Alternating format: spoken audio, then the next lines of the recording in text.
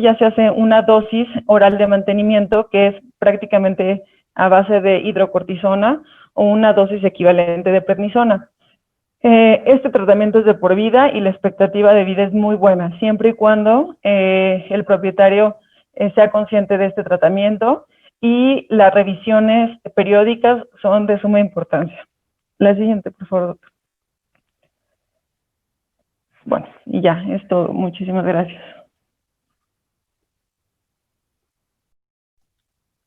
Muy bien, Angélica. Gracias por tu presentación.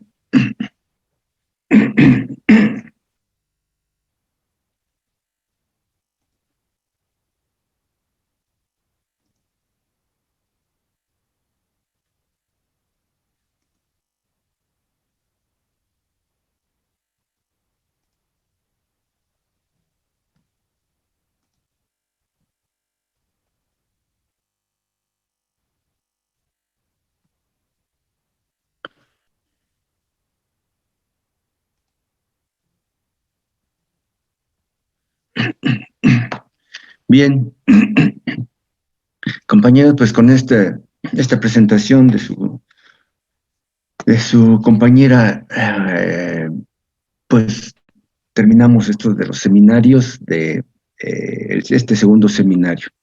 Les decía yo en la presentación anterior, en la clase anterior y hoy también, a mí me da mucho gusto que ustedes se nota que han ido avanzando, que han ido apropiándose de una gran cantidad de información y sobre todo que han ido eh, aplicando, ¿sí? Eh, es muy importante hacer notar que bajo estas circunstancias de hacer el estudio de algunos trastornos, pues innegablemente tenemos que eh, entrar en contacto con conceptos que ciertamente ustedes todavía no, ¿sí? Han recibido capacitación formalmente.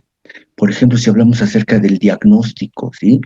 Ustedes todavía les falta mucho para poder adentrarse a lo que son, lo que es la metodología diagnóstica, lo que es propiamente la forma en la cual se tiene que establecer un camino para poder llegar a un diagnóstico primero presuntivo, después a un diagnóstico definitivo, tomando en cuenta pruebas de laboratorio, evaluaciones diversas, etcétera.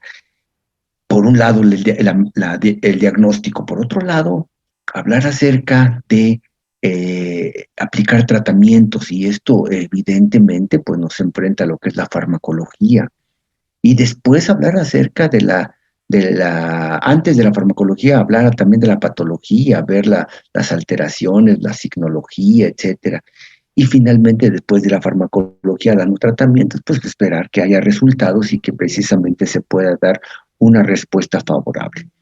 Si bien estoy consciente de que todo esto no es sencillo, yo estoy seguro que les despierta también el interés, la intención de seguir leyendo un poco más, porque además mi intención, como se los dije, es que ustedes, después de haber entendido la parte básica, que es lo que nosotros vemos, ¿sí?, en clase, ahora ustedes puedan tener la iniciativa y el interés de buscar más información, pero ya teniendo las bases ustedes lo van a entender. Espero que esta sea una sensación que no sea nada más mi imaginación, sino que es una sensación que ustedes están teniendo.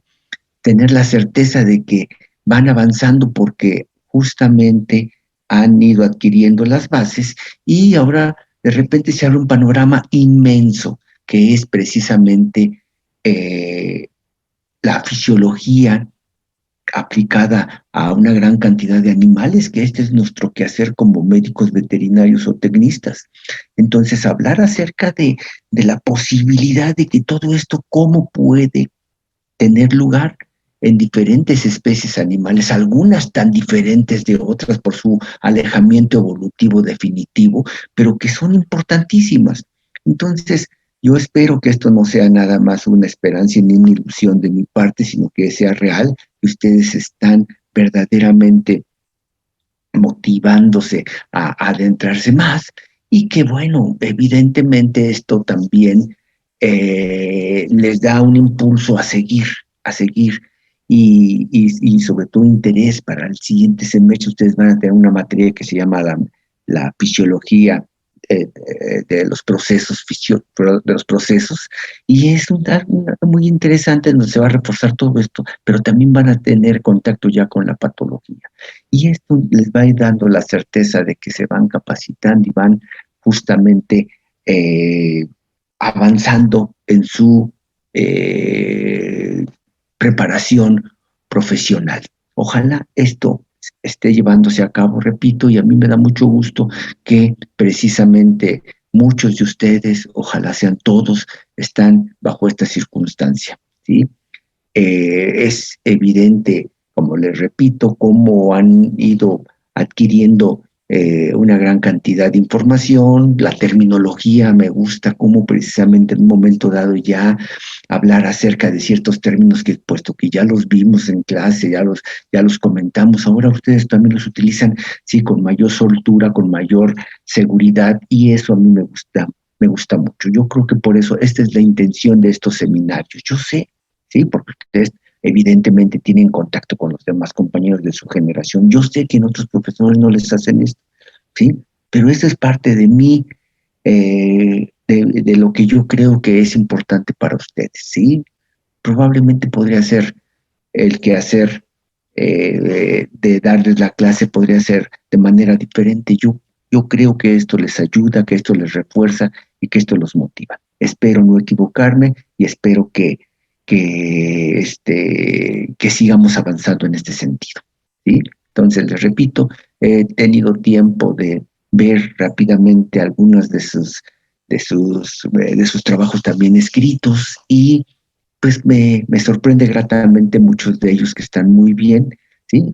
Y como todo, ¿sí? Unos están bien, otros no tanto, y otros, pues francamente, se da uno cuenta que los hicieron a la carrera y todo eso. Pero pues eso es normal en un grupo, ¿sí? No todos van a ser tan homogéneos. Pero el hecho es que yo siento que hay muchos de ustedes que están avanzando de manera muy, muy firme y creo que están aprendiendo, ¿sí?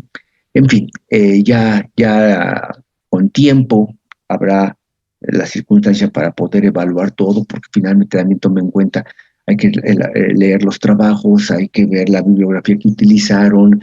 Es evidente que muchos de ustedes consiguieron bibliografía muy valiosa, ¿sí? Otros no tanto.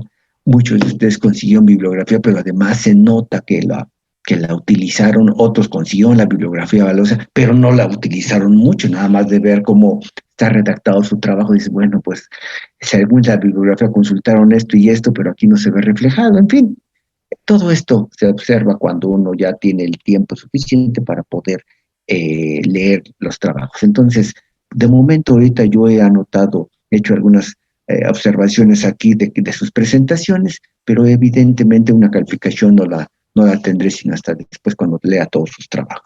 Así es que, repito, espero que ustedes sientan también que van avanzando y que están aprendiendo. Espero yo eso. ¿Alguien quisiera hacer algún comentario? ¿Creen que esto les está ayudando? ¿Creen que esto de veras es algo complementario a lo que hemos visto en clase? Me gustaría escuchar la opinión de algunos de ustedes.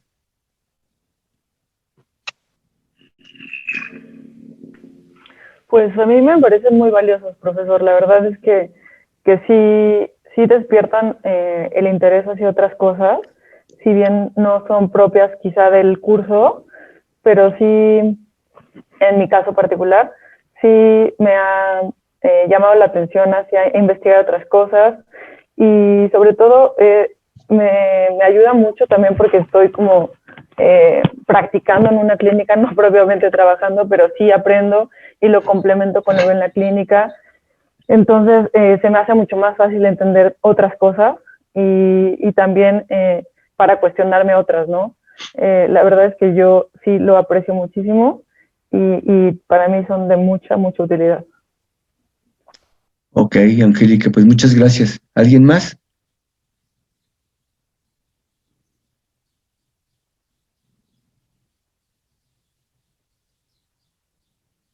Anímense, ¿alguien más?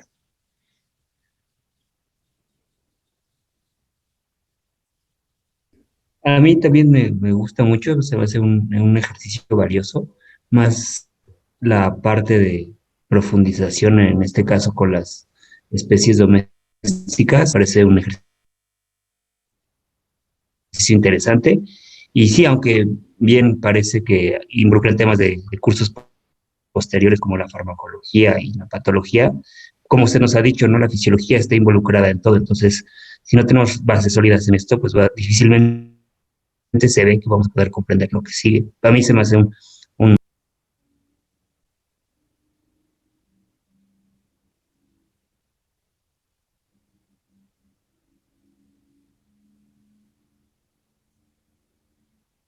Pues lamentablemente creo que algo falló con el sonido de Rafael.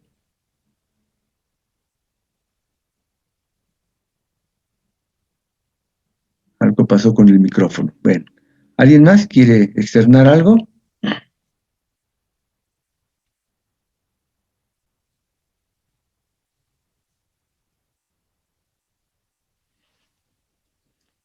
Ok, pues entonces ya habrá ocasión de, de poder también externar algunas cosas. Vamos a continuar entonces con la clase, ¿sí? Recuerden que estábamos revisando perdón, antes de que se me olvide, no vaya a ser que termine la clase rápido. Antes de que se me olvide, para el día de mañana, precisamente tengo que dar clases de metodología diagnóstica. Eh, desde hoy, la metodología diagnóstica es una materia que se da, eh, pues así, de manera similar a lo como ustedes les dieron introducción a la zootecnia, eh, varios profesores, ¿sí? Periódicamente, semanalmente van dando temas, y justamente para esta semana, de hoy hasta el viernes, me toca dar clases de metodología diagnóstica aplicada a los conejos. Entonces, pues para el día de mañana no voy a poderles dar clase, yo sé que les da mucho coraje a ustedes, pero para el día de mañana pueden despertarse más tarde, más tranquilos, ¿sí? Y por el hecho de que tengo que dar esa clase. De hecho, hoy mismo empiezo otras clases de metodología y tengo una, por cierto, de 6 a 9 de la noche hoy, y mañana tengo otra de 7 a 10 y después tengo otra de 3 a 6 y etcétera. Esta es una semana muy pesada. Y créanme que aún así, pues me doy el tiempo para dar mis demás materias, pero la de ustedes, la clase específicamente de mañana no lo voy a poder impartir. Así es que lo lamento mucho, pero no se preocupen. Ya les dije que vamos en muy buen tiempo. Entonces, para el día de mañana no nos vemos y nos vamos a ver hasta el miércoles, por favor. Ok, una vez ya dicho esto, eh, continuamos analizando lo que es la presión arterial y ya la definimos en la clase antepasada. Ya hablamos también acerca de, como es consecuencia evidentemente del trabajo cardíaco, y el trabajo cardíaco no es constante, ¿sí? Sino en pausas, tiene una contracción y una relajación. Evidentemente, entonces, cuando valoramos esta fuerza ejercida por la sangre sobre las paredes de las arterias, cuando valoramos la presión arterial, evidentemente entonces hay un valor máximo de esta presión y un valor mínimo, ¿sí? El valor máximo es la presión sistólica, corresponde a la presión sistólica ventricular, y el valor mínimo es la presión diastólica ventricular, la presión mínima. ¿Cómo podemos cuantificar esto? Ya dijimos que precisamente hay eh, pues un convenio en donde se toma en cuenta que para poder, ¿sí? Valorar la presión sanguínea se hace en el brazo izquierdo. A pesar de estas ilustraciones, ¿sí? Esta, por ejemplo, se hace en el brazo izquierdo preferentemente, no porque no se pueda tomar en el derecho, no porque no se pueda tomar en otro segmento del cuerpo, sino simplemente como referencia. Es un convencionalismo decir, si vamos a valorar la presión, ¿sí?, sanguínea en el humano, se tiene que hacer en el brazo izquierdo y siempre ahí para que pueda haber comparación, para que pueda haber, ¿sí?, la posibilidad de tener un seguimiento en la valoración. Porque si se toma la presión en una parte, después se toma en otra parte, después se toma en otra, pues entonces los valores sí declina su significado, porque no se está haciendo la comparación con la misma forma de que se valora la presión. Entonces, por convencionalismo, les digo que esto tiene lugar en el humano, en el brazo izquierdo, en una persona que está sentada, ¿sí? No parada, sentada, ¿sí?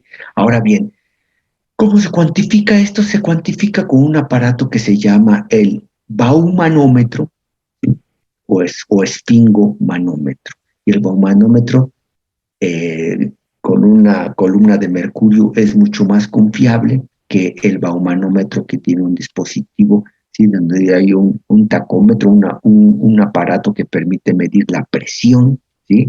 Y entonces, bueno, es indirecto. Aquí está midiendo la presión del aire que se emite hacia este aparato, y aquí se está enviando una columna de mercurio, ¿sí? Ahora bien, decíamos, en nuestro ámbito en veterinaria no es lo mismo. No vamos a hablar de un individuo sentado, no vamos a hablar del brazo izquierdo necesariamente, etcétera, ¿sí?, sino tenemos que adaptarnos a las circunstancias. Y entonces aquí pueden ver, por ejemplo, en este caballo, cómo se mide la presión, ¿sí?, en la arteria caudal, ¿sí? Y entonces, a través de lo que se llama un manguito. ¿Qué es un mango? Pues es un dispositivo que rodea el brazo, o en este caso, el maslo de la cola, ¿sí? Es importante mencionar que, pues, es un aditamento específico que permite ejercer presión física sobre el segmento corporal para que se interrumpa el tránsito de la sangre momentáneamente, y después, cuando se libere la presión, se pueda dar una cuantificación con base en el sonido que se genera, ¿sí?, o bien en la detección de cierta presión. De tal manera que entonces, para poder medir la presión, por ejemplo, en muchos animales se utilizan diferentes tipos de aditamentos o mangos, que son estructuras especializadas, insisto, que permiten ejercer presión, ¿sí?, y después, ¿sí?, liberar esta presión, pero permite cuantificar cuando la sangre que estaba ocluida por la presión empieza a transitar, y entonces es cuando empieza a darse propiamente esta cuantificación. Entonces existen aditamentos especiales para cada especie, ¿sí? Y aquí hay, vean, hasta para roedores, para gatos, para conejos, hasta para elefantes, caballos, perros, etcétera, todos los tamaños, ¿sí? Y esto es una situación que evidentemente en la clínica es cuando lo van a poder observar y ver su utilidad, ¿sí? Estrictamente, si hablamos acerca de la cuantificación de la presión sanguínea, ¿sí?, en el caso de los humanos, estamos hablando acerca de una presión que tiene un valor de 120/80, ¿sí? La presión sanguínea se mide en milímetros de mercurio, ¿sí? En una columna, como lo veíamos aquí, en una columna, estos son milímetros, esta columna está dividida en milímetros, ¿sí? Entre más presión el mercurio, que es un metal en estado líquido, ¿sí?, va a poder desplazarse dentro de esta columna, y a más presión avanza, ¿sí?, y viceversa también. Entre menos presión, esto va declinando. Ahora bien, la presión sanguínea del humano promedio está entre 120 y 80. ¿Por qué dos valores? Porque ya dijimos presión sistólica y presión diastólica, ¿sí? Dice aquí, la primera cifra representa la fuerza con la que se contrae el corazón, y por lo tanto manda la sangre con mucha fuerza hacia las arterias, hacia la arteria aorta o a la arteria pulmonar, ¿sí? Y el segundo número se refiere a la resistencia de las arterias entre los latidos cardíacos, o sea, cuando se contrae el corazón, manda la sangre con mucha fuerza, ¿sí? E impacta sobre las paredes de las arterias. Y esto es lo que está midiéndose, ¿sí? En el primer impacto que se cuantifica como justamente también un primer sonido que ahorita vamos a explicar. Y después, el segundo es cuando ya justamente va a dejar de percibirse el latido. Cuando nosotros ponemos, fíjense aquí como cuando se va a medir la presión sanguínea, ¿sí? En el caso del humano, se pone justamente el mango que decíamos, ¿sí? Y se insufla aire para aumentar la presión. Obviamente se ejerce tanta presión que esta arteria que viene aquí en el brazo se ocluye y deja de pasar sangre, ¿sí? ¿Cómo verificamos que ya no está pasando sangre? ¿Sí? Pues justamente porque ya de hecho el paciente siente mucha presión y si dejáramos ahí este mango más tiempo, pues se va a empezar a dormir la sensibilidad, se va a empezar a dormir la mano y el brazo, ¿sí? Ahora bien, cuando nosotros ejercemos mucha presión, se ocluye, pero nosotros ponemos aquí un estetoscopio, ¿sí? Y abrimos esta válvula y dejamos salir un poquito el aire lentamente, ¿sí? Y con el estetoscopio estamos aquí pendientes. Cuando hay mucha presión, el vaso está entonces ocluido y no está pasando la sangre. Pero cuando vamos liberando presión, llega un momento en el que por fin de repente pasa la sangre y ahí se genera un sonido. Y estos sonidos son los ruidos de Korotkov. Los ruidos de Korotkov, ¿sí? Se escucha un primer sonido, ¿sí? Y entonces es como un latido, un golpe. Ese es el primer sonido y hay que ver a qué, en la columna de mercurio o aquí en el indicador en la pantalla, en qué momento se escuchó el primer sonido. Obviamente que en estos aparatos están hasta la posibilidad de automáticamente marcar en qué momento se percibe esto y en qué momento deja de percibirse. Entonces esto pues es automático, pero en estos otros hay que observar en qué momento yo escuché por primera ocasión el sonido, y el sonido al principio, puesto que estaba el brazo ocluido, ¿sí? El vaso ocluido, entonces no había presión. Cuando vence esta presión se oye con mucha fuerza, pero como sigue liberándose presión, esta fuerza va disminuyendo. Con la fuerza con la que escucho, ¿sí? Este ruido se va disminuyendo su fuerza a grado tal de que de repente ¡pum!, deja de escucharse ya, ¿sí? Este es el segundo sonido. Y esta es la razón por la cual entonces hablamos acerca de que la presión sanguínea en el humano, ¿sí?, promedio es de 120 a 80. Y otra vez, como hemos visto a lo largo de todas las clases desde el principio de nuestro curso, cuando hablamos acerca del comportamiento de las acciones biológicas, todo es oscilatorio, todo sube, todo baja, pero por otro lado también existen diferencias entre las especies, perdón, diferencias entre las edades, diferencias entre los tamaños, diferencias entre el peso, ¿sí?, de los pacientes. Entonces, esto es una referencia 120-80, ¿sí? Evidentemente, si alguien tiene 122, 125, 80, pues no es malo, vamos, ¿sí? Si tiene 130, 80, a lo mejor dice uno, caray, esto ya tiene un ascenso significativo, pero entonces hay que hacer otras valoraciones, o sea, no solamente que aumentó la presión, ¿sí? Hay que ver otras valoraciones, otras pruebas, ¿sí? Lo mismo cuando baja la presión, ¿sí? Es 120-70, pues, ok, pues no pasa nada. Malo cuando un paciente le toman la presión y tiene 160, dice, ah, caray, aquí ya hay hipotensión, aquí está baja la presión, ¿sí? Alta cuando se toma la presión a un paciente y tiene 160, 100, ¿sí? Entonces, ojo con esto. Obviamente, entonces, sí, esto es también un arma diagnóstica que hay que conjuntar con otras para poder llegar a hacer un diagnóstico, lo que estábamos hablando ahorita, ¿sí? Ustedes van a aprender más adelante que para poder valorar una función, como en este caso el trabajo cardíaco y la presión sanguínea, para poder evaluarlo, tiene que haber, ¿sí? Una, pues,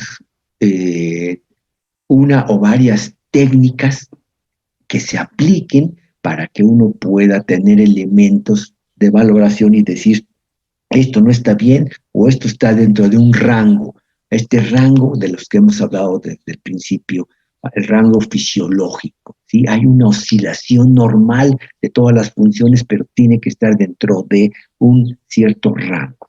Entonces, bueno, este es el valor de la presión y fíjense, la presión sanguínea justamente cómo tiende a ser, ¿sí? Relativamente parecida en la mayoría de las especies, a pesar de que pudiera ser animales, por ejemplo, muy sustancialmente diferentes. Si hablamos acerca de los mamíferos, vean ustedes aquí, en el humano, en el perro y en la rata, ¿sí? Estamos hablando de animales que son, podemos decir, nada más los une el hecho de que son mamíferos y que obviamente tienen otras características, pero parecieran tan distantes unos del otro y ahí está la presión. Otros animales sí, sustancialmente son diferentes y aquí vemos a algunos de los peces, ¿sí? Una rana, una tortuga, ¿sí? Un reptil. El hecho es que esto es una función biológica que tiene significado clínico importante porque también nos puede precisamente auxiliar en el diagnóstico de enfermedades. Ahora bien, decíamos que cuando la sangre sale, ¿sí?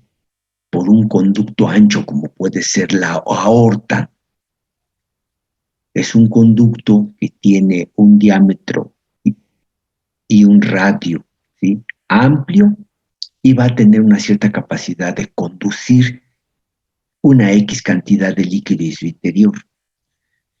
Pero conforme las arterias en su trayecto se van subdividiendo, ¿sí? Cada subdivisión es otra arteria, pero de calibre más pequeño.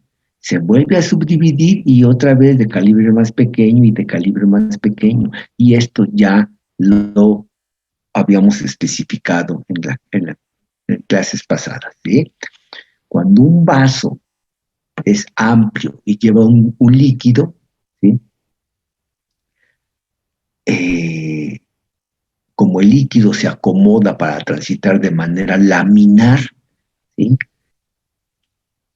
El líquido que va justamente, o la capa de líquido que va en el centro va avanzando muy rápido, después la siguiente y la que está justito en contacto con la pared, en este caso del vaso sanguíneo, prácticamente no se mueve. Pero evidentemente, entre más amplio sea el diámetro, más amplio sea el radio, ¿sí? Menos resistencia habrá al desplazamiento, menos resistencia porque fluye más rápido.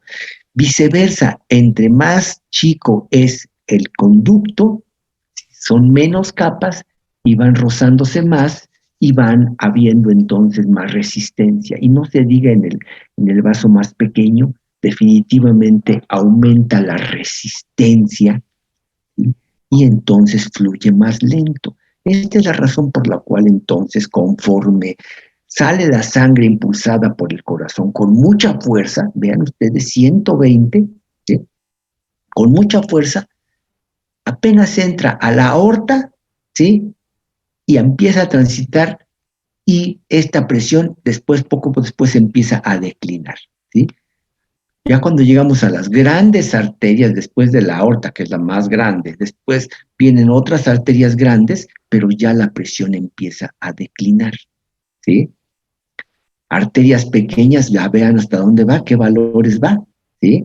Aquí estábamos de 120, 80, la sistólica y la diastólica, 120, 80, ¿sí? Y sin embargo, conforme va avanzando, va declinando y ya a grado tal de que en las pequeñas arterias, ¿sí?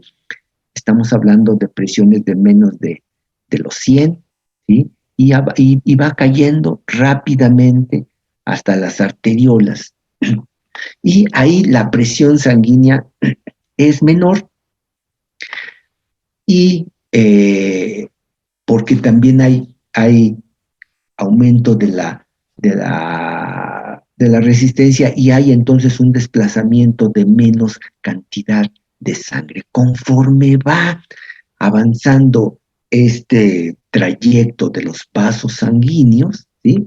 Va bajando la presión, porque la presión original se tiene que subdividir en 2, y después en 4, y después en 8, y después en 16, y después en 32, y va declinando esta presión. Y esto es lo que vamos viendo aquí, cómo es que precisamente, ¿sí? Va declinando la presión y va disminuyendo también la cantidad de sangre para que cuando llega a los capilares son vasos sanguíneos sumamente sencillos en su estructura y sumamente frágiles. Si llegara la sangre con mucha presión, rompería estos vasos sanguíneos. Y entonces, no, la presión ya es muy baja ahí a nivel de los capilares y nada más suficiente para que se dé el tránsito hacia la parte venosa. Y vean ustedes, prácticamente hablar acerca de una presión venosa, pues es relativo, ¿sí? Porque la presión es mínima. Y ahora tomamos en cuenta, mientras que aquí en las arterias son conductos progresivamente de menor calibre porque se van subdividiendo y subdividiendo, en el caso de las venas es lo contrario.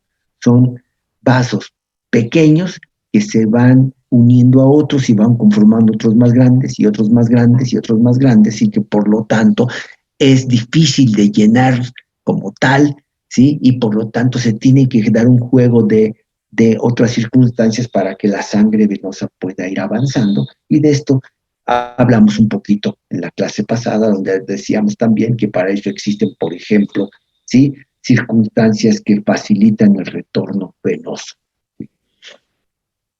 Ahora bien, fíjense, existe a nivel fisiológico un concepto interesante que se llama el área de corte transversal, que está relacionado con la velocidad de sangre. Área de corte transversal. ¿Qué significa esta área de corte transversal?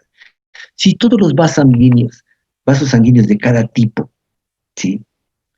Se pusieran unos junto a otros, la aorta, pues no hay otra más que una, ¿sí? Y después se va a dividir en una aorta anterior y una aorta posterior, ¿sí? Pero al fin y al cabo la aorta, ¿sí? Tiene un diámetro promedio en el caso de el humano de 2.5, ¿sí? Centímetros, un grosor de 2 milímetros y un área transversal. Cortamos la aorta y tiene un área transversal de 4.5 centímetros cuadrados. Ok. Pero conforme va avanzando, ya decíamos aquí, cuando ya hablamos acerca de las arterias, ¿sí? De cierto tamaño, si juntamos a todas las arterias, ¿sí? Que tienen, por ejemplo, aquí una luz de 0.4 centímetros de diámetro, un grosor de 1 milímetro, ¿sí? Si juntamos todas las arterias del mismo tipo, en este caso tenemos un área transversal de 20 centímetros cuadrados. Si nos vamos a la parte final de las arterias, ¿sí? A lo que son las arteriolas, que tienen ya un diámetro de 30 micras, 30 micrómetros, un grosor de 20 micrómetros también. Si juntamos todo esto y los atravesamos, los cortamos y juntamos toda la superficie que ocupa, es alrededor de 400 centímetros cuadrados. Y si nos vamos a los capilares, los vasos más pequeñitos aquí, ¿sí? A los capilares, ese es el punto donde se da la transición de la parte arterial a la parte venosa. Esos capilares, ¿sí?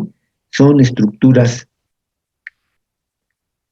muy pequeñas, muy delgadas, y que entonces, fíjense, estructuras que tienen una luz de 5 micrómetros, y por esta razón, a nivel de los capilares, transitan, por ejemplo, los eritrocitos, pero van como en fila india, porque está tan pequeñito el conducto que tienen que ir avanzando lentamente. Entonces, hay una luz de 5 micras, el grosor de una micras, la pared, ¿sí? Y si juntamos los capilares, vean ustedes, si los cortamos a la mitad, este corte transversal, ¿sí?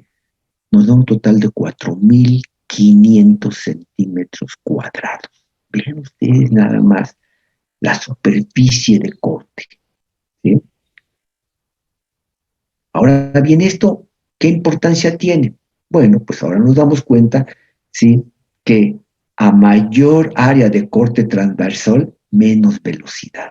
A mayor área de corte transversal, entre más sean los vasos, ¿sí? Más numerosos sean los vasos provenientes de vasos más grandes, pero conforme más pequeños son los vasos, la velocidad va disminuyendo, ¿sí?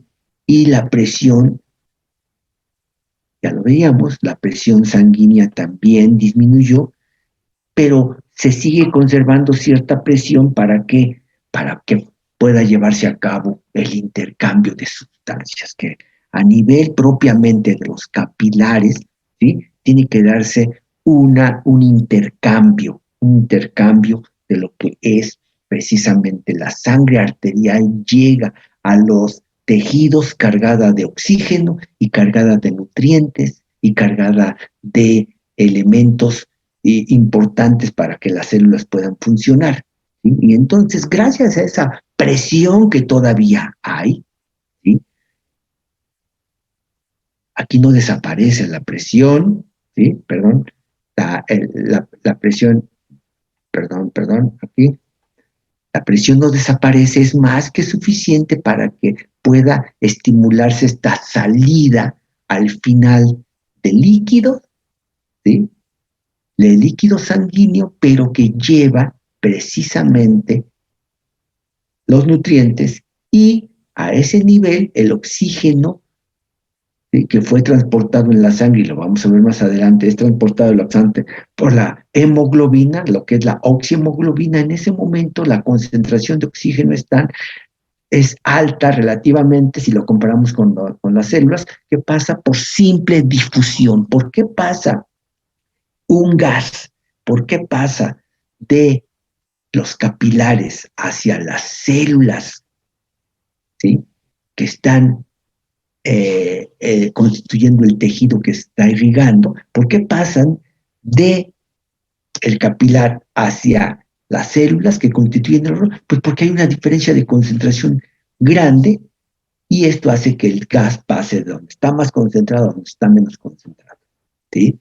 Por otro lado, cuando se da esta situación, también hay una extravasación de líquido, una extravasación de elementos que van a ser, ¿sí? Los que van a enriquecer el líquido intersticial que baña a las células, y de esta manera las células adquieren los nutrientes, ¿sí? Entonces ahora vemos aquí, insisto, que a mayor área de corte transversal, menos velocidad. La cantidad de sangre que pasará por un vaso determinado equivale a la velocidad multiplicada por el área de la sección transversal, ¿sí? Entonces también una cosa es que la sangre fluya con menos velocidad, y también aquí dice la cantidad de sangre que pasará por un vaso determinado equivale a la velocidad, que cada vez es menor, a la velocidad multiplicada por el área de la sección transversal. Y aquí vemos entonces cómo precisamente la velocidad, ¿sí? va siendo cada vez menor porque el corte transversal, ¿sí?, es mayor, ¿sí? Y después empieza nuevamente a aumentar la velocidad porque nuevamente el área de corte transversal va invirtiéndose, ¿sí? Aquí hay mucha área de corte transversal en los capilares y después va disminuyendo y por lo tanto la velocidad va a ir aumentando ligeramente, ¿sí? Noten ustedes aquí, en contraposición a la velocidad, como en contraposición está el área de corte. A más área de corte, menos velocidad. A menos área de corte, más velocidad, ¿sí? Y así vemos entonces cómo precisamente, ¿sí?, cuando sale la sangre propiamente por la aorta y es impulsada, ¿sí?, sale con X presión y misma presión que conforme va avanzando el árbol arterial se va subdividiendo y va disminuyendo la velocidad y va disminuyendo también entonces la presión sanguínea, ¿sí? Hasta que llega, obviamente, aquí a un punto en donde se da la transición de una arteria a arteriolas y de las arteriolas hacia los capilares. En este punto es en donde tiene que haber extravasación de cierta cantidad de líquidos y estos líquidos, ¿sí?, entran en contacto con el espacio intersticial, ¿sí? Y en ese intersticio es en donde precisamente se da la posibilidad de que los elementos característicos de la irrigación arterial puedan entrar en contacto con las células. Y así es como las células reciben entonces oxígeno, reciben glucosa, reciben aminoácidos, reciben ácidos grasos, reciben minerales, reciben vitaminas, ¿sí? Y todo esto para que funcionen las células. Y una vez que se llegó a este intersticio, ¿sí?, y por un juego de presiones, que en este caso son presión coloidosmótica, fíjense, la sangre llega con cierta presión coloidosmótica. Y cuando llega a los capilares pierde muchos líquidos. Obviamente esto de muchos líquidos dicho de manera proporcional, ¿sí?, pierde líquidos. Y al perder líquidos, la sangre que se queda en los vasos, ¿sí?, ahora se concentra más. Y hay una tendencia a aumentar la presión osmótica. Entonces, al perder líquidos, gana presión osmótica.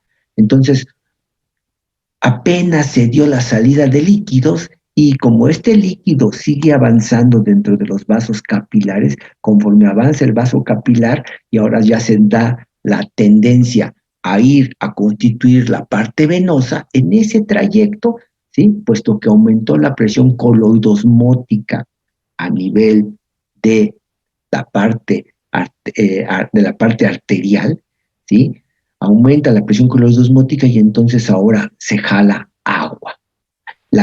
Teóricamente, la misma cantidad de agua que sale al intersticio es la misma cantidad de agua que regresa. Y esto es, por lo tanto, teóricamente, lo que hace que se conserve la volemia, ¿sí? Porque a pesar de que aquí salió agua cargada de nutrientes, el agua después regresa cargada de desechos, ¿sí?, y cargada con CO2 y cargada con elementos que ya no le sirven a las células y entonces esto es lo que va a constituir la sangre venosa, que ahora va en regreso, ¿sí?, pasa de capilares a vénulas, a venas y cada vez más grandes, ¿sí? Ahora bien, ya habíamos comentado, por las características físicas de los conductos, la sangre, si hablamos de la totalidad de ella, la sangre siempre estará más acumulada en el compartimiento venoso, ¿sí?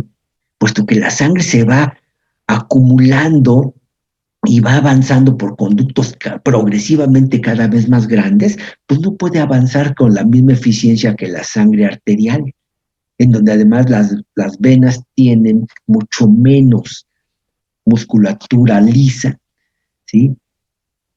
y no tiene una bomba que haga que impulse esto, tiene que ser poco a poquito. Y por eso hablamos, insisto, en clases pasadas acerca de lo que ya mencionaba como el retorno venoso, que después lo vamos a enfatizar. El hecho es que gracias a todo esto es que la sangre empieza a avanzar y avanzar para regresar finalmente a la aurícula derecha del corazón, ¿sí? A través de una cava inferior, una cava superior, o bien de una cava posterior y una cava anterior, pero llegan nuevamente al corazón. Y de aquí otra vez el ciclo que hemos estado analizando. Pero definitivamente, ¿sí? El compartimiento venoso es mucho más prominente y por lo tanto se guarda ahí mucho más sangre que dentro del compartimiento arterial. Que dice el área venosa es mucho mayor que la arterial equivalente y explica el gran almacenamiento de sangre en el sistema venoso comparado con el sistema arterial. Ahora bien, cuando estamos hablando aquí de esta situación en donde las arteriolas terminan por irse transformando, por decirlo así, en capilares, ¿sí? Estos vasos capilares tienen una permeabilidad X, ¿sí? Vamos a ver más adelante que existen diferentes tipos de capilares. No es lo mismo el capilar que irriga, ¿sí?, a un músculo esquelético, al capilar que irriga a los pulmones, o el capilar que irriga a una glándula endocrina, o el capilar que irriga a una estructura de musculatura lisa, por ejemplo, ¿sí? Entonces, los capilares en forma general se caracterizan porque precisamente tienen alta permeabilidad. Unos, vamos a verlos más adelante, son más permeables que otros, pero los capilares definitivamente tienen alta permeabilidad si los comparamos con las arteriolas o con las vénulas. La velocidad promedio en la aorta es de 33 centímetros por segundo, ¿sí? 33 centímetros por segundo aquí en la aorta. Va avanzando, ¿sí? Pero en los capilares es, fíjense nada más, de 0.3 milímetros por segundo. 0.3 milímetros por segundo ya aquí, en los capilares. Ahora bien, también es importante hacer notar que este tránsito relativamente lento, porque finalmente pues, son fracciones de tiempo, ¿sí? Fíjense nada más aquí, ¿sí? De 33 milímetros por segundo pasa a 0.3 milímetros por segundo, entonces es un desplazamiento bastante lento si lo comparamos con este inicial, ¿sí? Pero ojo, si los capilares tienen una longitud de 0.1 a 1 milímetro, ¿sí? Esto es lo que es un capilar, esta transición de lo que es la arteriola a la vénula.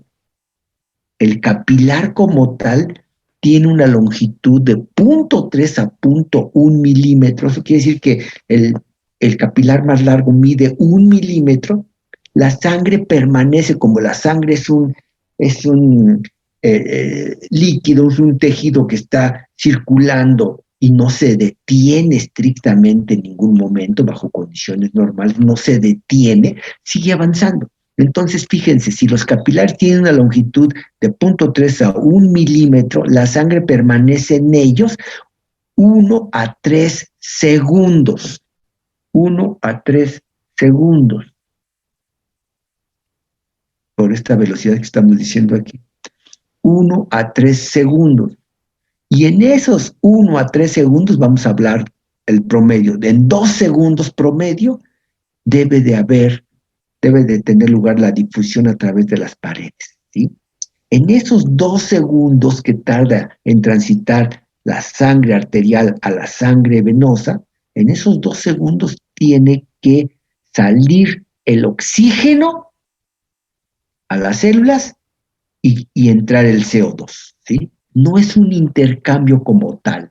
Bueno, a ver, la célula dice, a ver, me das un oxígeno y yo te doy un CO2. No, no, no. La difusión de los gases es independiente.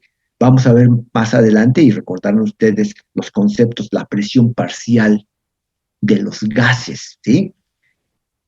El hecho de que aquí haya mucho o poco oxígeno es independiente de que haya mucho o poco CO2. Los gases tienen un comportamiento independiente. Entonces, ¿por qué pasa aquí a nivel capilar? ¿Por qué pasa oxígeno del capilar hacia la célula? Pues porque la célula tiene muy poco oxígeno y el capilar tiene mucho. ¿Por qué pasa el CO2 de la célula hacia el capilar? Porque la célula tiene mucho producto de su metabolismo y el capilar tiene muy poco. Entonces, por eso se da este intercambio.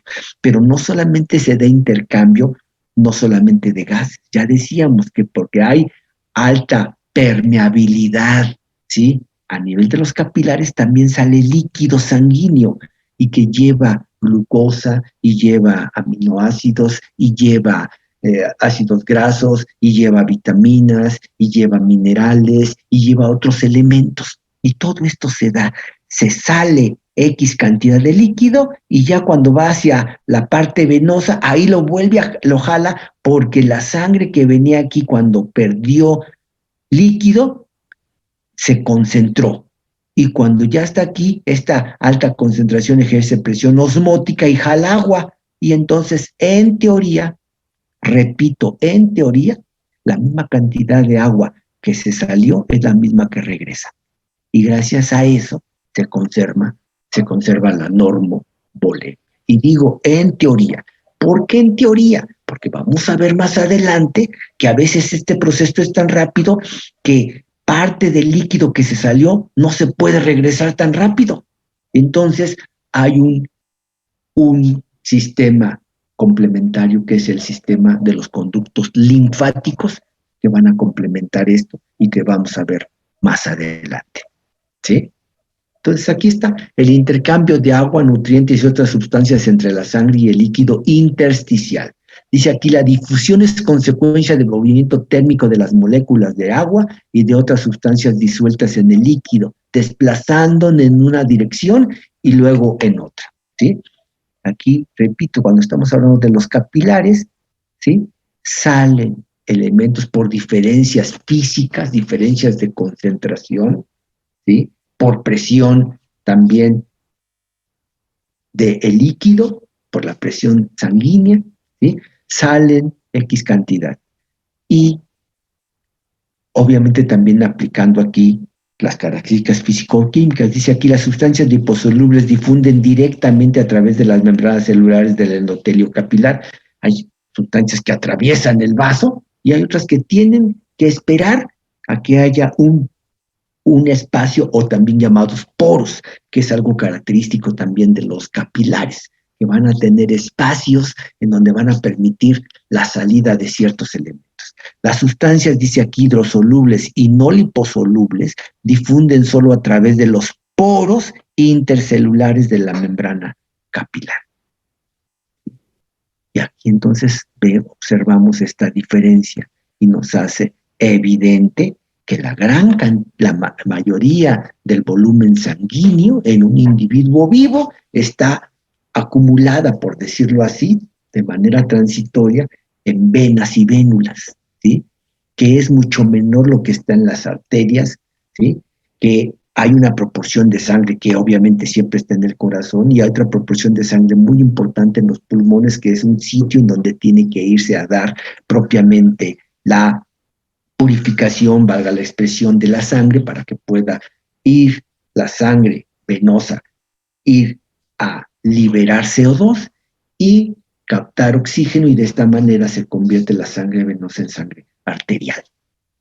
Entonces, esto es interesante. También es importante ver que propiamente del gasto cardíaco, que ya entendimos, del gasto cardíaco hay órganos que tienen cierta hegemonía, ¿sí? ¿Por qué? Por su importancia y por la función que llevan a cabo. Entonces hay órganos que tienen una mayor irrigación proporcional. Y hay otros órganos que con que reciban una menor cantidad y dadas sus funciones que a lo mejor no son tan determinantes para tomar algunas decisiones o algunas funciones corporales, pues están, vamos a decirlo así, un poquito menos irrigados y por lo tanto un poquito castigados durante la distribución de la sangre de lo que es el gasto cardíaco. Entonces, esta es una imagen que nos hace ver, insisto, que como a nivel venoso definitivamente es el compartimiento, ¿sí?, circulatorio que resguarda una mayor cantidad de sangre. Vemos ahora aquí, ¿sí?, las presiones y las resistencias en los diferentes segmentos de la circulación general. Nuevamente, ¿sí?, aquí observar cómo la sangre impulsada por el corazón sale a la aorta y tiene estos valores que ya hemos comentado, 120/80, ¿sí? Y conforme van avanzando, esta presión poco a poquito va cediendo hasta que llega a las arteriolas. Vean ustedes, de los 120/80, aquí en las arteriolas a nivel medio 35 y a nivel de los capilares 10 milímetros de mercurio, ¿sí? Con esta presión tan baja, pero suficiente para llevar a cabo el intercambio. Es baja, y repito, esto es bueno en el sentido de que si hubiera una presión más alta pudiera haber lesión de los vasos, que son tan delgaditos, tan lábiles, que no podrán soportar la presión y se podrían lesionar. Y entonces hay una presión baja, ciertamente 10 milímetros de mercurio, pero suficiente para llevar a cabo el intercambio, ¿sí? El intercambio que estamos aquí enfatizando. Ahora bien, una vez que ya se dio este intercambio, la sangre que llegó a nivel de los capilares, la sangre arterial, se transforma paulatinamente en sangre venosa. Y entonces aquí es como nuevamente empieza a acumularse líquido en un sistema venoso progresivamente de calibre mayor. Así como aquí en las arterias fue un árbol en donde progresivamente el diámetro, ¿sí?, de los vasos que lo constituyen fue declinando, fue cada vez menor. Aquí, en el caso de la parte venosa, es al contrario. Se constituyen vasos cada vez más grandes, ¿sí? Y entonces aquí tiene que ir, ¿sí?, habiendo una serie de estrategias para ir a avanzar la presión, ¿sí? Es importante mencionar que la disminución de la presión arterial en cada parte del sistema es directamente proporcional otra vez a su resistencia. Y ya decíamos que conforme va haciéndose, siempre que hay un conducto que viene de un conducto mayor y cada vez que este conducto se hace más pequeño, aumenta la resistencia y disminuye la velocidad. Y aquí esta imagen que ya vimos. Les recuerdo entonces simplemente, entre más sea el diámetro, más capas se van formando y las capas centrales fluyen a gran velocidad y las más alejadas del centro fluyen a menos velocidad. Pero mientras sea un gran diámetro, se conduce una gran cantidad de sangre porque hay menos resistencia, menos impedimento para su desplazamiento. Y viceversa, entre más pequeño sea el conducto, hay más resistencia y menos velocidad para el desplazamiento. Otra vez, recordar entonces lo que decíamos ya, factores que favorecen el retorno venoso. Si esta parte venosa, ¿sí?, está constituida por conductos progresivamente más grandes, ¿sí?, es difícil de irla llenando. Y todavía difícil de llenarla y difícil de hacerla avanzar. ¿Cómo le hace el cuerpo para ejercer presión y que haya un retorno venoso? ¿Sí? Bueno, pues evidentemente, en parte todavía, ¿sí?, vamos a ver que esto va a estar relacionado con lo veíamos ya, aumento de la presión intratorácica negativa durante cada inspiración. Y habíamos hablado un poquito acerca de esto. Y decíamos, ¿sí? Cuando el individuo inspira, mete aire, es porque hay el diafragma, un comportamiento del diafragma que al comportarse como el émbolo de una jeringa, al contraerse el diafragma, ¿sí? Hace una función como de desplazamiento del émbolo hacia atrás y se genera una presión negativa y atrae. Si lo metemos en agua, atrae agua. Si lo tenemos afuera, ¿sí? Atrae simplemente aire. Bueno, en esto pasa en la jeringuilla. ¿Qué pasa aquí? Bueno, pues aquí, en un individuo vivo, el émbolo desplazado hacia atrás es el diafragma que se está contrayendo y esta vía de entrada son precisamente nuestras fosas nasales que están captando oxígeno, o mejor dicho, no oxígeno, están captando, ¿sí?, aire atmosférico. Y dentro de este aire atmosférico, evidentemente el gas importante biológicamente hablando será la disponibilidad del oxígeno. Entonces, en parte por eso regresa la sangre, en parte también la actividad muscular esquelética que ya lo vimos, como una bomba, ¿sí? Y en parte también, como decíamos, porque las venas van a tener válvulas, ¿sí? ¿Cuáles son las venas que tienen válvulas que evitan el reflujo? ¿Cuáles son las venas? Las venas intermedias. Las venas más pequeñitas no tienen válvulas, ni las venas más grandes tienen válvulas. Son las válvulas intermedias y que impiden el reflujo de la sangre. Ahora bien, ¿sí?, producto de esta presión con la cual es impulsada la sangre desde el corazón hacia conductos progresivamente más pequeños, que es el árbol arterial, ¿sí?, este primer impacto de contracción del corazón e impulso de la sangre, y que esta sangre sale con fuerza, ¿sí?, hace que se distiendan, ¿sí?, se distienda la pared arterial. Sale con tanta presión la sangre que la pared de la arteria aorta va a distenderse cuando aumenta la presión, cuando hay un punto máximo de presión por la contracción ventricular, aumenta la presión y se dilatan, ¿sí?, sus paredes. Pero esta dilatación no es nada más, ¿sí?, captable o medible, no solamente en donde el corazón está impulsando la sangre y la aorta captó esto. Esta onda de distensión, donde se distiende la aorta, ¿sí?, va a ser una onda que va a ir avanzando conforme avanza la sangre también dentro del árbol arterial, ¿sí?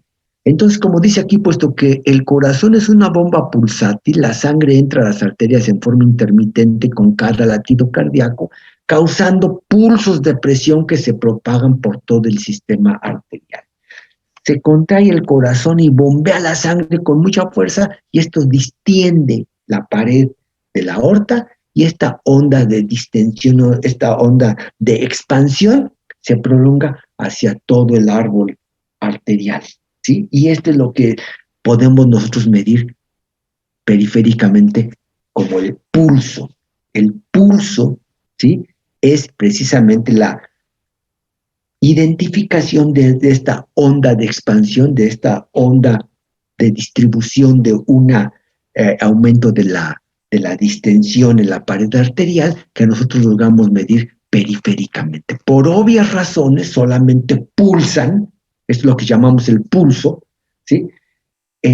Por obvias razones, el pulso solamente es arterial, no puede haber pulso venoso. Entonces, para poder medir el pulso, ¿sí?, tiene que hacerse en una arteria periférica, ¿sí? Y generalmente el pulso corresponde, si se puede medir, se puede cuantificar, corresponde a la diferencia de presión, la sistólica con la diastólica. Ya dijimos que hay presión 120/80, normalmente el pulso tiene un valor, ¿sí?, de la diferencia entre estos dos, y es de 40 milímetros de mercurio. Noten ustedes en dónde se está tomando el pulso. No se toma, ¿sí?, en la parte interna del antebrazo, no se toma, ¿sí?, a nivel de la línea media. A nivel de la línea media están los tendones, ¿sí? Hay que hacerlo hacia la parte externa, ¿sí? Y en este caso la persona que está detectando el pulso lo hace, ¿sí?, con sus dedos, la yema de sus dedos, pero vean qué dedos, el índice, el medio, ¿sí? No es correcto, al igual que aquí esta persona lo está haciendo con el índice y el medio, no es correcto hacerlo con el pulgar.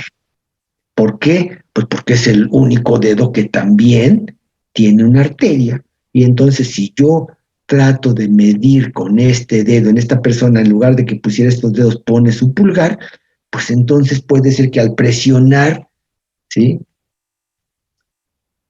la superficie del cuerpo de esta otra persona, en realidad esté midiendo su propia presión sanguínea, porque está presionando su propia arteria. Entonces tiene que ser, la presión tiene que ser tomada con otros dedos menos con el pulgar, ¿sí? Ahora bien, si experimentalmente se ha graficado el pulso, y obviamente es una onda de expansión que alcanza su máximo y después, ¿sí?, tiene una declinación. Pero en su viaje de declinación hay una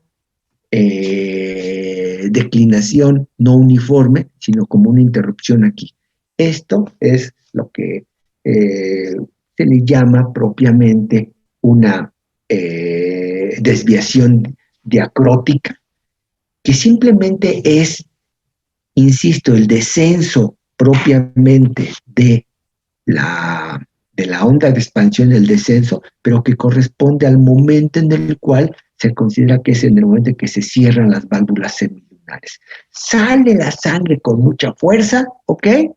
¿Sí? Y están las válvulas semilunares abiertas. Sale la sangre con mucha fuerza. Y cuando ya cesa la contracción ventricular y ahora viene la relajación, ¿sí?, momentáneamente la sangre se trata de regresar y hace que se cierren las válvulas semilunares. Y en el momento de ese cierre es captado esta disminución momentánea súbita de la presión, aunque después declina lentamente, ¿sí? Es lo que se llama la onda diacrótica, ¿sí? Y esto nada más es una cuestión experimental que se observa cuando se mide el pulso en un laboratorio. Clínicamente no es tan significativo, a menos de que haya un problema en las válvulas semilunares, ¿sí? Pero generalmente no es significativo. Ahora dice, importancia clínica del pulso, ¿sí? El pulso va a tener también una significancia, y esto nuevamente, ¿sí?, será importante cuando ustedes ya estén en las clínicas, será importante cuando ustedes ya estén teniendo evidentemente contacto con la realidad y contacto con la atención sobre animales. Y existen apelativos propios del pulso, en donde se dice si a veces es muy fuerte, no es tan fuerte, más bien es débil. Dice aquí pulso débil, filiforme, ¿sí? Un individuo que el pulso es muy débil, está comprometida su circulación general, y dice aquí un estado de choque, ¿sí? Ya hemos hablado un poquito acerca de esto, del estado de choque. Hemos dicho que existen diferentes tipos de choque, pero un estado de choque, por ejemplo, en donde hay una menor presión sanguínea, pues esto nos estará indicando que el individuo está comprometido su funcionamiento porque no está recibiendo la sangre, un shock, lo que llamamos un shock hipovolémico, ¿sí? Entonces, un individuo hipovolémico se va perdiendo el pulso, ¿sí? Un pulso fuerte, característico de un individuo que está llevando a cabo actividad física intensa, ¿sí? Y bueno, pues repito, clínicamente ustedes lo aprenderán después, les van a ir diciendo cómo se debe de ir interpretando y qué importancia clínica puede tener esto. Nuevamente, resalto aquí, vean cómo se está tomando el pulso y en qué área. No es en la línea media, sino es en la parte externa propiamente de esta zona del cuerpo, ¿sí? Bajo condiciones normales, la frecuencia del pulso arterial corresponde a la frecuencia cardíaca. También ustedes dicen, a ver, oye, ¿qué frecuencia cardíaca tienes? ¿Sí? No se toman el pecho y dicen, a ver, voy a tratar de identificar dónde está aquí mi corazón y voy a ver mi frecuencia cardíaca. No, pues pueden hacer esto mismo, nada más que ahora aquí, a nivel del cuello, y están midiendo precisamente la presión de la arteria, ¿sí? La carótidas, y entonces están midiendo, ¿sí? Ahí dicen ustedes, la frecuencia cardíaca. En realidad lo que están haciendo es medir esta onda de expansión que es palpable en la parte periférica y que corresponde en forma general, como dice aquí, en términos de reposo. La frecuencia del pulso arterial corresponde a la frecuencia cardíaca.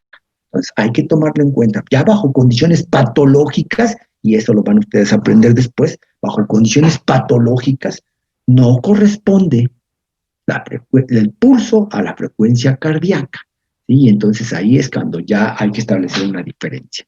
Por otro lado, les decía, entonces el pulso puede ser, aquí nada más les pongo débil o fuerte, pero puede tener otros calificativos de acuerdo a lo que clínicamente puede interpretarse. Ustedes seguramente han sentido el pulso y lo han escuchado, ¿sí? Cuando ustedes hacen ejercicio, llega un momento en el cual también escuchan cuando ustedes están haciendo ejercicio intenso, ¿sí? Escuchan eso, descansan, entran en reposo y ese sonido se apaga. ¿Sí? ¿Por qué? Porque finalmente también la sangre que llega al oído viene de una arteria y esta arteria, puesto que está actuando sobre estructuras especializadas en la captación de sonidos, pues pueden también, ¿sí?, generarse esto y puede ser audible, pero esto es obviamente cuando estamos haciendo ejercicio intenso.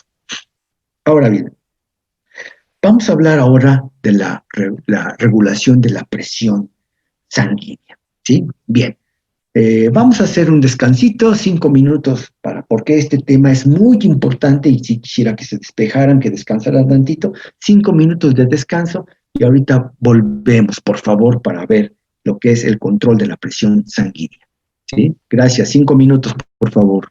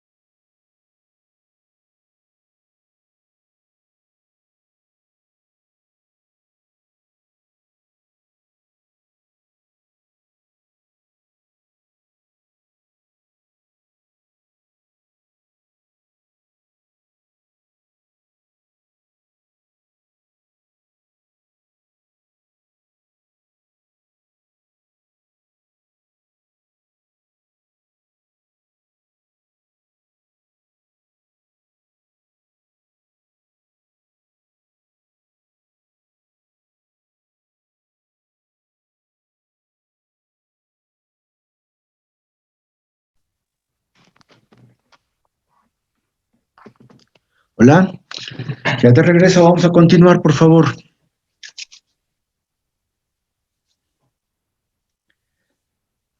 Así como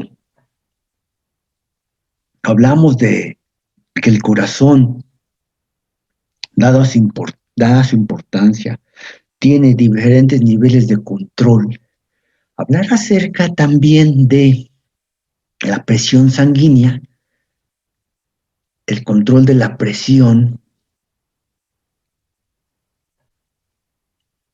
a nivel especialmente arterial, pues esto también tiene, ¿sí?, su complejidad. ¿Por qué? Porque tienen que ser varios mecanismos que estén involucrados para mantener la presión. Ya les he insistido en muchas ocasiones que la presión sanguínea, ¿sí?, es fundamental para que pueda haber una adecuada perfusión y para que esto garantice la irrigación de los tejidos de todo el cuerpo, ¿sí? Entonces existen varios, ¿sí?, niveles de regulación de la presión sanguínea, ¿sí? Varios de estos mecanismos están relacionados con el funcionamiento de una estructura del encéfalo bajo que se llama el bulbo raquídeo, ¿sí? Existen también algunos sistemas de control que son inmediatos, otros que son mediatos y otros que son a largo plazo. Hablemos acerca justamente de estos sistemas y decimos, un sistema inmediato, por ejemplo, es el reflejo vasoreceptor que vamos a ver a continuación, ¿sí? Otro es la respuesta isquémica del sistema nervioso central. Apenas el sistema nervioso central deja de recibir la cantidad de sangre apropiada y luego protesta, y luego ejerce ciertas acciones de corrección, ¿sí? Y también existen, ¿sí?, receptores especializados para poder avisar que algo está sucediendo. Fíjense, una cosa son los vasoreceptores que, como ustedes conocen, son receptores de presión, y ya saben ustedes que hay receptores de presión baja y receptores de presión alta, pero también existen los quimiorreceptores, receptores que están monitoreando, ¿sí?, la concentración de ciertas sustancias químicas. Y entonces, por ejemplo, cuando se empieza a acumular el CO2, se activan, ¿sí?, y avisan, algo está pasando porque se está acumulando el CO2, ¿sí? Estos son reflejos inmediatos, apenas se empieza a observar alteraciones y luego reacciona. Existe un sistema, por ejemplo, ya conocido para todos ustedes, que es un sistema, el sistema renina-angiotensina, ¿sí?, en donde hay precisamente una respuesta cuando empieza a detectarse ya a nivel del riñón, porque este es un sistema que se activa en el riñón, no se activa, ¿sí?, en otra parte, sino está alejado propiamente del corazón. En el riñón se está detectando alguna alteración que generalmente es la hipotensión, ¿sí? Y entonces la respuesta es hacer ajustes en la vasomoción y reajustes a nivel de los capilares, ¿sí? Y a largo plazo hay ajuste a nivel renal mediante la participación de hormonas, angiotensina, ADH, aldosterona, y mediante la depuración de los líquidos corporales. Entonces, fíjense cómo todo esto está correlacionado, ¿sí? Cómo todo esto es una parte importante, y estamos hablando, conste, ahora de lo que es, ¿sí?, la presión arterial. Veamos lo que es esto. El reflejo vasoreceptor. El reflejo vasoreceptor. Los vasoreceptores, en primer lugar, son presoreceptores sensibles a la distensión, ¿sí? Este reflejo vasoreceptor está sustentado en receptores, pero de alta presión, ¿sí?, porque están especializados en la distensión. ¿Cuáles son estos vasoreceptores o presoreceptores que detectan hipertensión? Son los senos carotídeos, ¿sí? Los senos carotídeos, los vasoreceptores aórticos y receptores cardiopulmonares, ¿sí? Los senos carotídeos, ¿sí? A nivel propiamente de las arterias, a nivel de las carótidas, ¿sí? Vean ustedes, tan pronto emerge la aorta, después se va dando una subdivisión, ¿sí? Y a nivel de las arterias carótidas, ahí existen los vasoreceptores, ¿sí? Y a nivel también, ¿sí? Aquí dice vasoreceptores aórticos. Aquí están los vasoreceptores a nivel de la aorta y después más adelante en las carótidas, ¿sí? Son receptores de alta presión. También existen receptores, ¿sí? Que están relacionados con la presión que hay sobre los pulmones. También los pulmones pueden generar información que viaja hacia el sistema nervioso central. Evidentemente, estos presorreceptores van a generar información aferente, que ustedes podrán ver aquí cómo viajan hacia el sistema nervioso central. ¿Cuáles son los nervios? El noveno par craneal, el nervio glosofaringio, el décimo par craneal, ¿sí? Van a impulsar información aferente que se va a ir a integrar a el bulbo raquídeo, como lo veíamos aquí. Es en el bulbo raquídeo un órgano central de la presión sanguínea, ¿sí? Es un punto del encéfalo bajo en donde se va a ir a integrar esta información. Aquí en el bulbo raquídeo se analiza la información y si se considera necesaria una respuesta, se envía. La vía de salida será nuevamente el nervio vago, pero en su división ya eferente. Acuérdense que esto ya también lo habíamos comentado. Los pares craneales como tal, ¿sí? Si bien luego, por ejemplo, hablamos acerca del vago y decimos el vago es un nervio de tipo parasimpático, ¿sí? Pero resaltamos su función eferente, pero en realidad también, como ustedes lo pueden ver aquí, también tiene funciones aferentes. Entonces, tanto envía información hacia el sistema nervioso central como saca información, ¿sí? Y entonces en la vía de salida del nervio vago, ¿sí?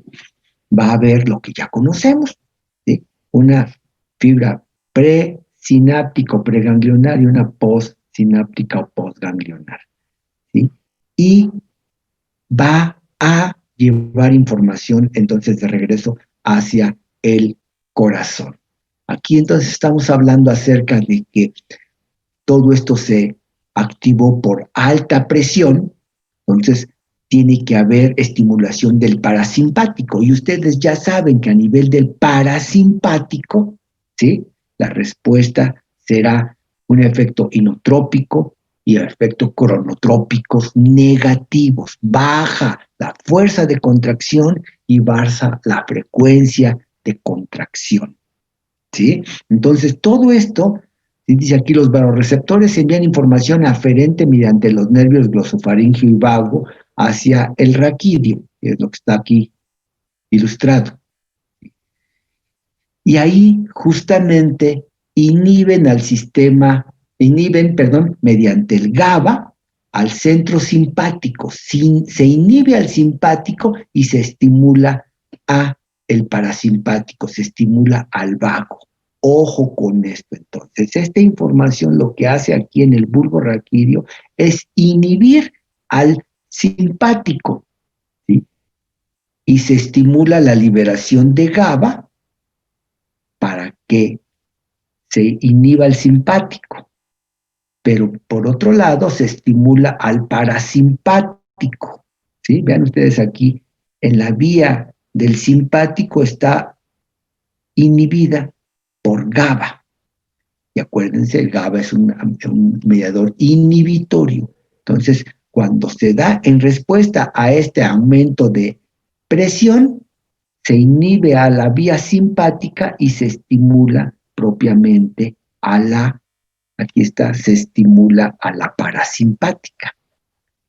Y esto va a traer como consecuencia vasodilatación periférica y cronotropismo e inotropismo negativo, ¿sí?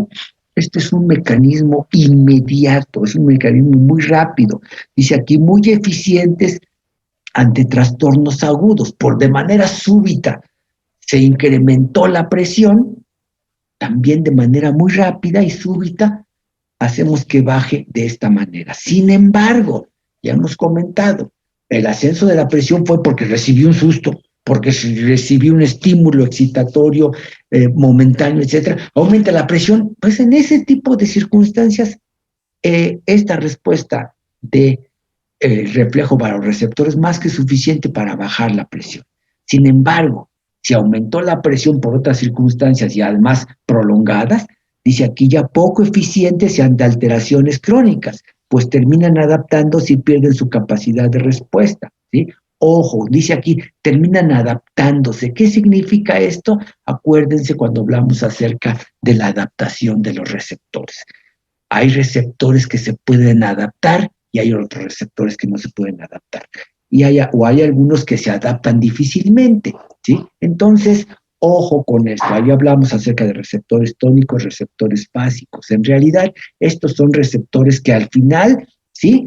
Es por seguridad propia que van a ser receptores que no se adaptan, ¿sí? De manera inmediata, sino con mucho tiempo, con la cronicidad. Por eso dice aquí que son poco eficaces ante alteraciones crónicas. Ante alteraciones momentáneas son muy eficientes, responden muy bien y así como se subió súbitamente la presión, después baja, ¿sí? Entonces, este es el reflejo precisamente que se llama el reflejo barorreceptor, porque los barorreceptores apenas detectan hipertensión, envían información y la respuesta casi inmediata es inhibir al simpático y estimular al parasimpático, ¿sí? ¿Y cómo estimulamos al parasimpático? Entonces va a haber, ¿sí?, vasodilatación periférica y cronotropismo e inotropismo negativo, lo cual va a hacer que el corazón lata con menos fuerza, ¿ok? Entonces esto es el reflejo propiamente barorreceptor y que está sustentado en los presorreceptores carotídeos, aórticos y cardiopulmonares. De ahí está, por ejemplo, correlacionado con lo que ustedes ya incluso vieron a nivel de laboratorio, la función de los barorreceptores también puede valorarse mediante la maniobra de Valsalva, ¿sí? Cuando hay un pujido con glotis cerrada, ¿sí?, aumenta la presión intratorácica. Se dificulta entonces el retorno venoso y como no le regresamos sangre al corazón, baja el gasto cardíaco y esto provoca hipotensión. Al haber hipotensión se inhiben los barorreceptores. Ojo, hemos dicho que los barorreceptores responden a la hipertensión, ¿sí?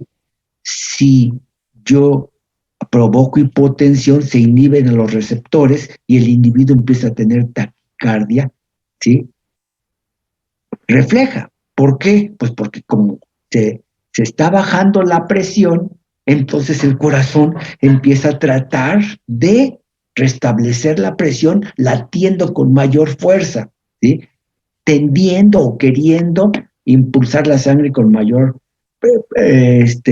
fuerza, ¿sí? Y entonces se provoca un aumento de presión transitoria. Una vez que se interrumpe la maniobra de estar haciendo presión con glotis cerrada, ¿sí?, entonces ahora, una vez que ya se interrumpe, se abre la glotis, se estimulan los barorreceptores y ahora, después de la taquicardia, viene una bradicardia y un descenso de la presión, producto de la estimulación del parasimpático e inhibición del simpático, ¿sí? Entonces, bueno, esta maniobra de Valsalva se llama así en honor precisamente a Antonio María Valsalva, un médico italiano que descubrió este reflejo, pero curiosamente no era para medir o ver el comportamiento del corazón, sino él lo estableció como una medida para poder, ¿sí?, drenar cuando había algún problema en el oído, y si había pus, cierre la nariz y la boca y puje, y con eso se podía facilitar la salida de la pus o de la secreción que había a nivel auditivo, ¿sí? Ahora bien,